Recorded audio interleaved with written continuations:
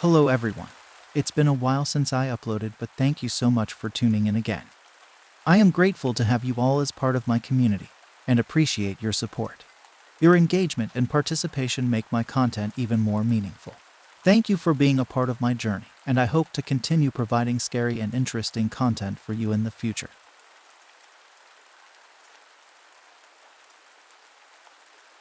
This story is what happened to my family in the year of 2012 in the peaceful suburb of Brooklyn Park, Minnesota.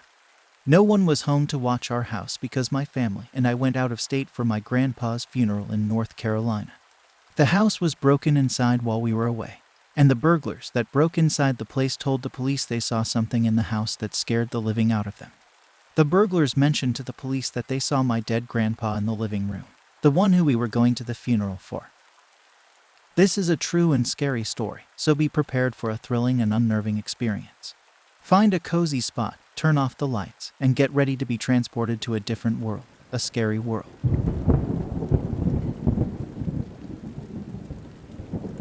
That night was cold. The wind howled through the trees, sending shivers down the spine of anyone who dared to venture outside. The only sound to be heard was the pitter-patter of raindrops against the windows and the occasional clap of thunder in the distance. The neighborhood was eerily quiet, as if everyone had retreated into their homes to hide from the storm. Our house was a modern home on the corner of Maplewood Drive, surrounded by a white picket fence and perfectly manicured lawn. We had the house in the care of a trusted neighbor, not realizing that our absence would attract unwanted attention. I will now be telling this story from the burglars' point of view, since this was the story they told the police of what happened when they broke inside our house. As the storm raged on, two figures could be seen making their way through the rain and the darkness towards the Vang's house. We were wrapped in a hooded coat, our faces hidden in the shadows. No one saw us coming, and we knew exactly where we were going.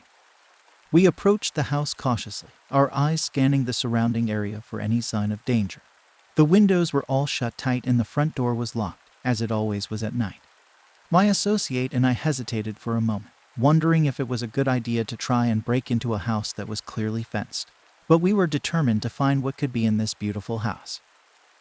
As we approached the back of the house, we noticed a small window that was slightly ajar. Without hesitation, we reached into our pocket and pulled out a small toolkit. It only took a few moments to jimmy the lock and push the window open, and soon we were slipping silently into the Vang's home. As we entered the Vang's home, the first thing we noticed was the strange smell of incense in the air. It was a warm, spicy scent that seemed out of place in the modern, tastefully decorated home.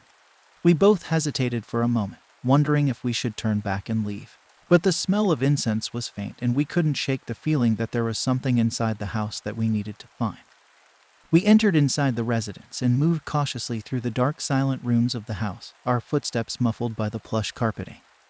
The living room was the first stop, and as we entered, we were met with an even stranger sight. A sight that spooked me suddenly. There in the center of the room was an altar. It was a small table with a red velvet cloth draped over it, surrounded by candles and incense burners. The incense burners were still smoldering, filling the room with their spicy scent. My partner approached the altar cautiously, our heart racing. What kind of person would leave an altar set up in their living room? And why did it feel like we were being watched? Like an entity was standing next to us in this dark, empty room. I reached out and touched one of the incense burners, feeling the warmth of the embers beneath my fingertips.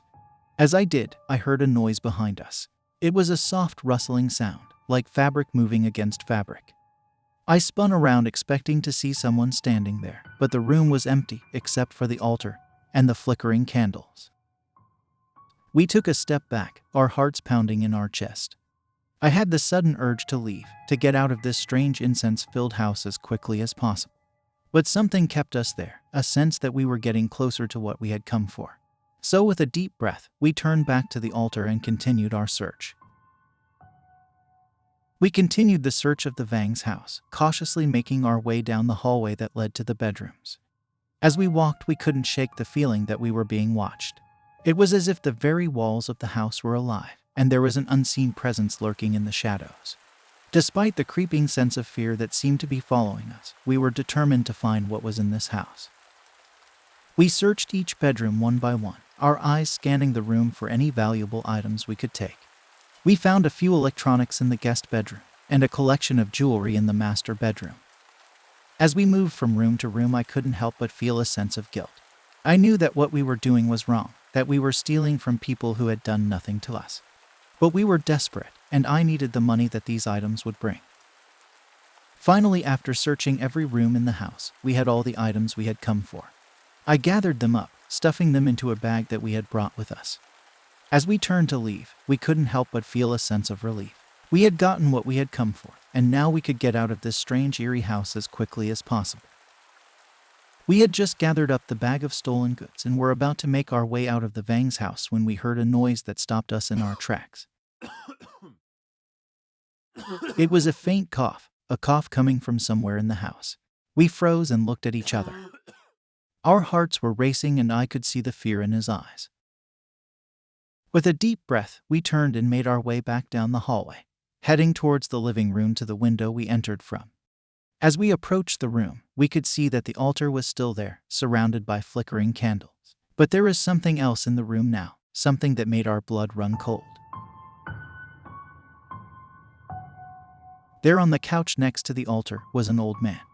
He was fast asleep, his chest rising and falling with each shallow breath. We couldn't believe what we were seeing. How could an old man be sleeping in this house, surrounded by an altar and incense burners?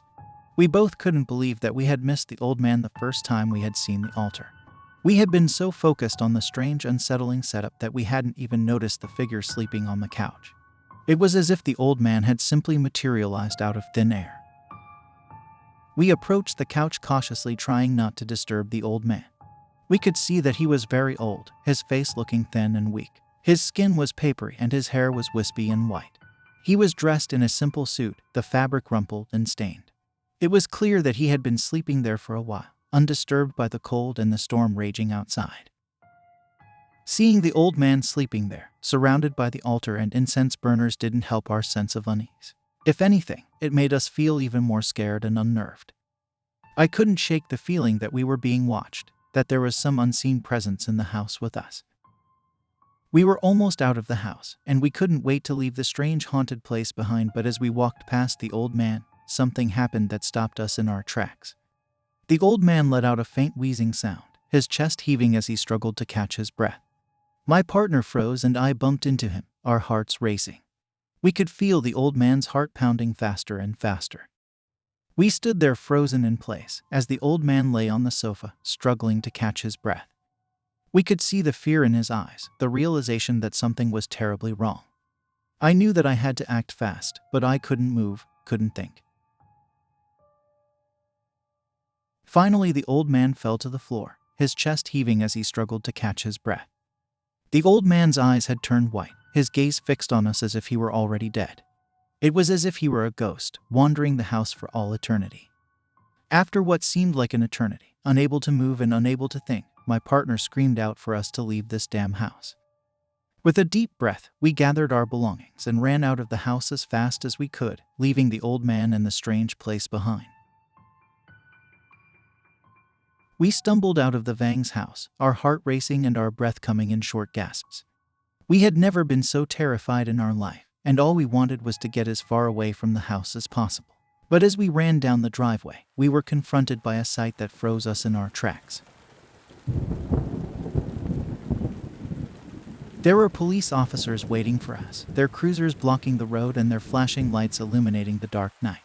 My heart sank as I realized what had happened. We had triggered the alarm in the house, and now we were going to be arrested.